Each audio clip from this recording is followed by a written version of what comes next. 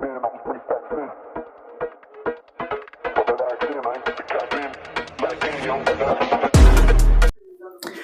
YouTube, welcome to my channel and to the very first episode of A Simple Day Vlogs. My name is Marcos and I have been in IT for over 12 years, and I'm going to give you an overview of what you're going to find on my channel. The channel mainly deals with information technology, information security, and digital marketing, and how it affects businesses for both good and bad. While this channel is mainly for business owners who want to learn more about these three industries, to be more self-sufficient and learn what tasks you can take on yourself and what tasks to hand off to your service provider, or have better conversations with your service provider and the services they provide, so that you can have a more wholesome experience with them and learn to ask the right questions. This will definitely translate into a more wholesome experience and being able to save you some money down the line. Or you might be looking to have your own MSP or IT consulting company like myself. You might also be an IT person looking to become more versed in other technologies and what's out there. Either way, I'm sure you're going to find a lot of very useful information on this channel along the way. So without further ado, welcome to the very first episode. I'm going to dedicate this very first episode to my network admins and system admins. And today we're going to learn how to terminate CAT6 cable. So for today's video, we're going to be using the Platinum Tools CAT6 crimper for RJ45 and RJ11 cables. As you can see here, this is actually probably the best tool for terminating CAT6 cable, as well as we have the ends here for our guys here, our cable. And we're going to be using a CAT6 unshielded twisted pair, which is really just a standard name, meaning it doesn't have the shielding on it. It can be used for most internal buildings and whatnot if you're looking to set up an office or run some cables in a room somewhere. So the very first thing that we're going to do is we're going to provide the order in which the little cables or the pairs inside this CAT6 cable is set up and organized and then terminated to place the end on, as we can see in this diagram right here. There are two standards to how this is set up. They're the 568A standard and the 568B standard. We're going to be going ahead and using the 568B standard. It is the more popular in the United States, and at least where I live. So I'm not sure why it's that popular, but if someone would also like to maybe in the comments fill me in on that reason, I'd love to learn more about that. So with this guy, I'm going to go ahead and post here the standard or the diagram for which we go ahead and pair these cables in. And I'll leave that there, and you guys can go ahead and freeze that frame or take a picture of it. Next, what we're going to go ahead and do is we're going to go ahead and remove the sleeve and cut this so that we can access the 4 pairs inside. And then we're going to go ahead to placing the end on. I'll show you guys a couple challenges that exist with this, how to do this properly, and why this kit actually makes it really, really, really great. So generally with other kits, you're going to need a whole other part here to go ahead and remove the sleeve or cut the cable on this here. But in this case, that's not the case here. Here we actually have a place where we can remove the sleeve right in here.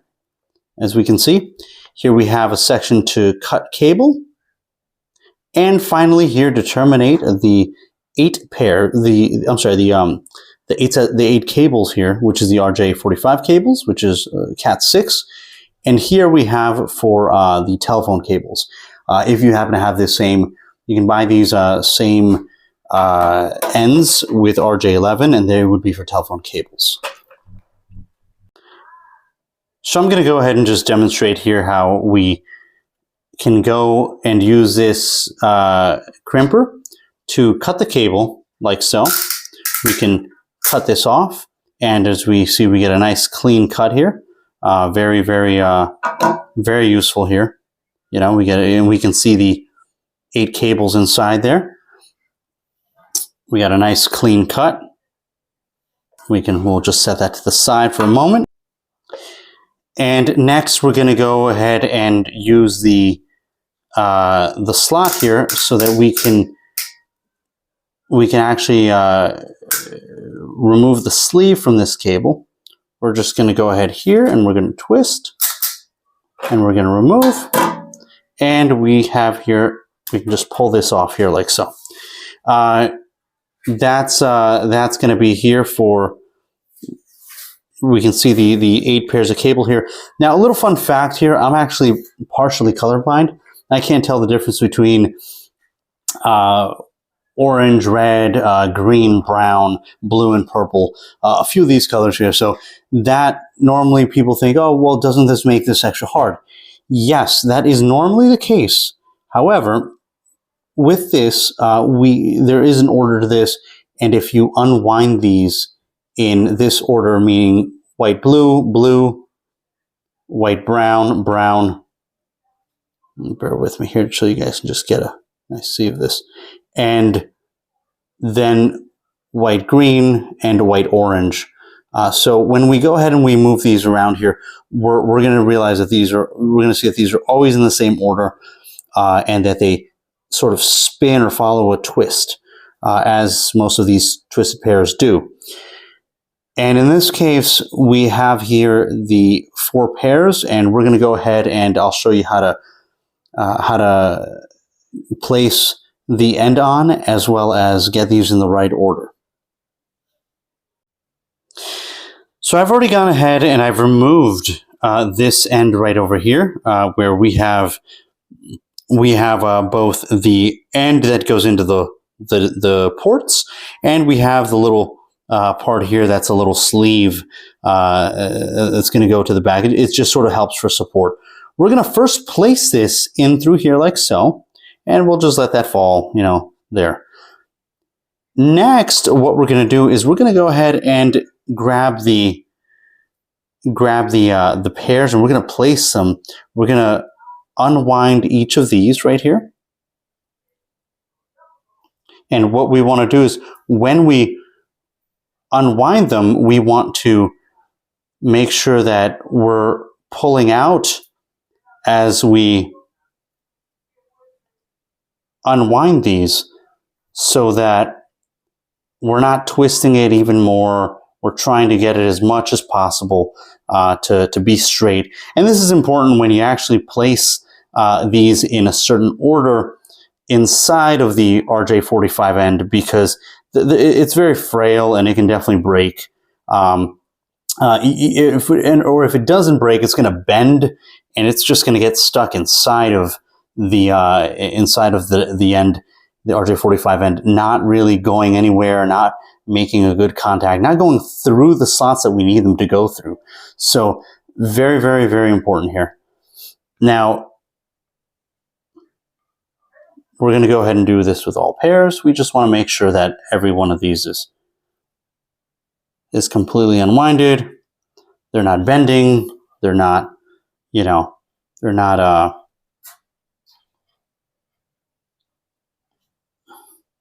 and sometimes they are a little difficult to do.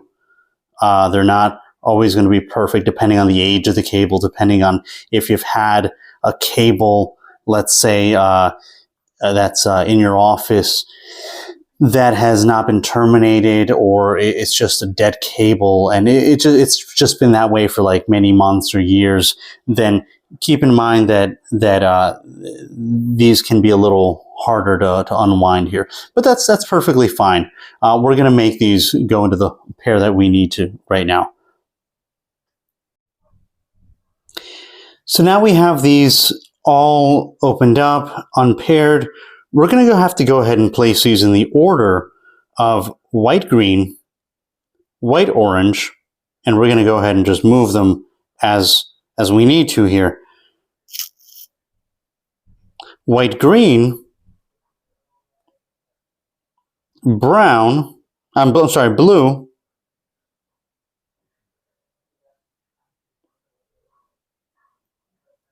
and you can move these around as well. Feel free to sort of unkink these, because as you can see, some of the cables are going in front of the other ones. You know, we just want to make sure they're out of their way, out of each other's way here. So we'll do that. And then we have white, blue, as you can see in that, as you saw in that diagram there. You can also just Google it, 568B, and you're going to go ahead and see that that's really, you're going to see a lot of pictures there. Download one that really best serves you, or is easiest to look at for you. And then we're going to go to green, and then white, brown, and brown. So now that we have these in this order, what's going to be very important is that we just keep these in this order like so.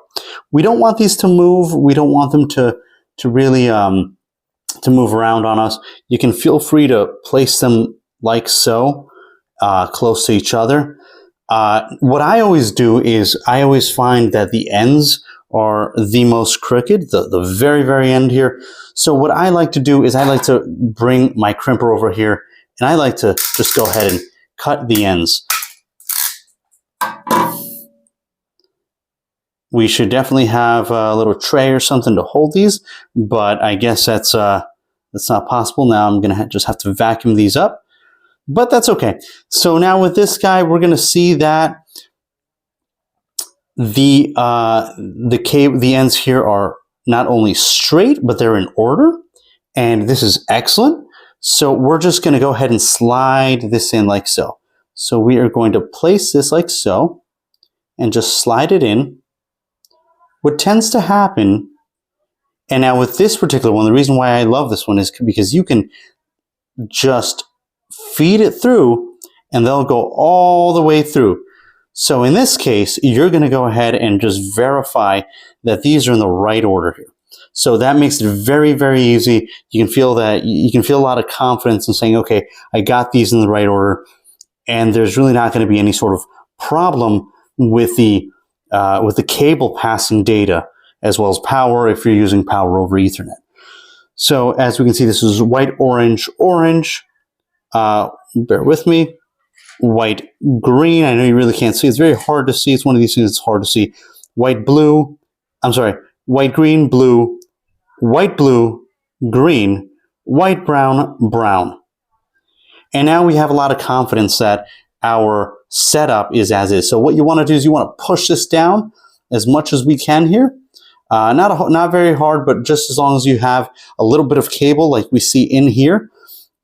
There should really not be too much extra cable here. And you can even pull it down like so that this is getting a nice firm connection. Next, and as we can see, the cutting of the ends here really helped out a bunch, because it's going to be very hard to slide them through the slots here if we don't have these even ends here, and if they're crooked and pointing all over the place. So that's going to make it very hard. So now we place the little jacket on, and it just clamps in there like that, which is perfect. The last portion that we're going to do, and I always like to do this because I've been doing this. I've had this kit for about 8 years now. I give these guys a twist up top here, like so, and so that they look like that. And I slide them in like so. We're going to put them inside of the of the larger one. That's 8P, or for 8 cables. It's going to go right through. Oh, sometimes this one comes out, but that's totally fine. It tends to happen. Everything's moving at this point, and we want to get everything settled and fastened. So now the proper way to go ahead and do this is that you give this one good press. You don't want to do 2, you just want to do 1. So at this point, we're going to go ahead and push in this way, so that it's not going to slide out once we do this. Next, we're going to press down.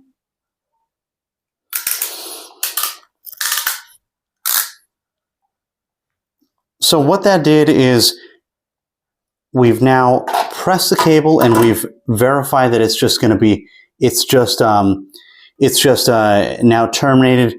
This has sealed the cable here, so it's not going to go anywhere. This is now fastened, and as we see sometimes, some are left over. We can just throw these down here. Now, what we should have here is a nice clean finish. which is completely clean, completely sealed off right here. Really what matters is what's inside here, because that's actually going to connect to whatever switch or device that you have, and that's where the contact is made. So we don't really care too much about this. This is really just an instrument for our purposes so that we can visually inspect that this is in the right order, and we have a lot of confidence knowing that we're going to set this cable up here. So that's really it, and this is your finished product right here. This is a nice end that we're going to be able to plug in to a switch or to a router, to anything we need here, to the back of a PC, and we just do the same end. Now, keep in mind with the standard here for 568B, if you're doing B, we want to do B on both sides, meaning on both ends of the cable, and this is going to be the same on the unterminated end. And if we're doing A, we want to do it on both sides, both A and A. Now, I'm going to guess that most of the time I've just guessed and I've done B on a cable or on a jack, and this has worked out perfectly. But there are times where I've gotten it wrong and it's been A, and I've had to re-terminate it as A. That really, you'll know, because it'll work or it won't work. You can also do a simple cable tester, and that will allow you to verify that the pairs are correct, meaning that you didn't get one wrong here, but on the other end it's right. You're going to have confidence. That's going to tell you that all the pairs are correct. When that happens, you know that you've got a good cable for the most part. This is going to pretty much pass data, and it's going to be good. You can get a better tester, which is from Fluke Networks. I don't actually have one. I had one a long time ago, but that one has since died. That one's going to tell you, it can tell you a lot of fancy stuff on it, which is very, very useful, such as how many volts are on it, is passing through the cable. It's going to verify that it's passing PoE. It's going to verify that the cables are in order. It can tell you how long the cable is. It does a lot of very cool stuff. So in this case, we're all set, and for these purposes, we're all set. I will definitely, at some point or another, make another video to demonstrate the usefulness of a Fluke, as well as test an entire cable and do a keystone termination on a wall jack. So I'll do that, and I look forward to hearing you guys' comments and feedback. I'm always looking to see how I can make these videos better for the audience here. Thank you guys, and if you have any questions, let me know. I'm happy to review anything else in another video. I'll leave the link in the description below for the Platinum Tools RJ45 crimper, as well as the ends. These same ends, you can get CAT6, CAT5E, or even greater. And that's it for today. Have a great one.